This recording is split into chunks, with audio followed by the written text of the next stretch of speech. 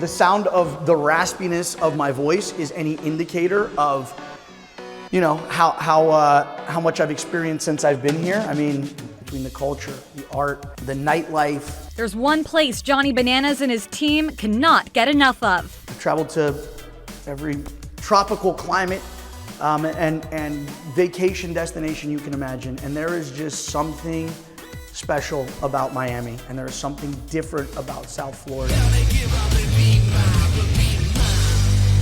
The crew behind the NBC travel show First Look is back filming on the streets of South Florida. The series highlights the top locations around the world to eat, play, and indulge. Just walking down Ocean Ave the other day, between the architecture and Muscle Beach and all the famous, you know, restaurants like Colony, and the Clevelander and Mangoes, it's like everywhere you look, there's something else. It's like, we should shoot this. We should get a shot of this. A bunch of options for the television host to go bananas. I mean, the only limit to what I can do on the show is the imaginations of the producer and our HR department. HR must have filed a lot of paperwork for these stunts. The upcoming episode will feature shark diving in Jupiter and blocking pucks at FLA Live Arena.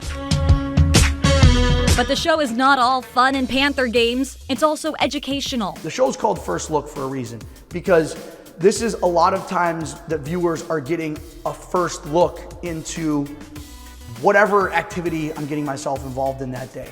Such as a tour of the Institute of Contemporary Art. The more I can be inquisitive about whatever the topic is that we're discussing, I feel like the more genuine it comes across to the viewers. I like to think that I know how to put things in layman's terms very well. Crayon resist was always my medium. Finger painting, I was an excellent finger painter back in elementary school. With such a diverse population here, you have art styles from all over the world, and you don't have to go very far to see them.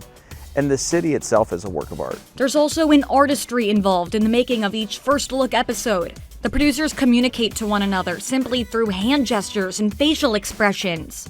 Philip Tripoli has been working on this show for nearly 5 years, but his career spans 19. When you're working with people on a long-term basis, you know, you can kind of read each other's minds to a degree. It's a ton of hard work, but you know, at the end of the day, it's all worth it. And when we hand in a show that is both visually and mentally stimulating, I think that that's what makes it all worthwhile. How do you feel to be able to host a show of this magnitude and to have that flexibility to travel and to be able to show people, give them a glimpse of the world that they're unable to see in their own homes? I mean, it really is, when you put it that way, I mean, it really is a pretty large responsibility.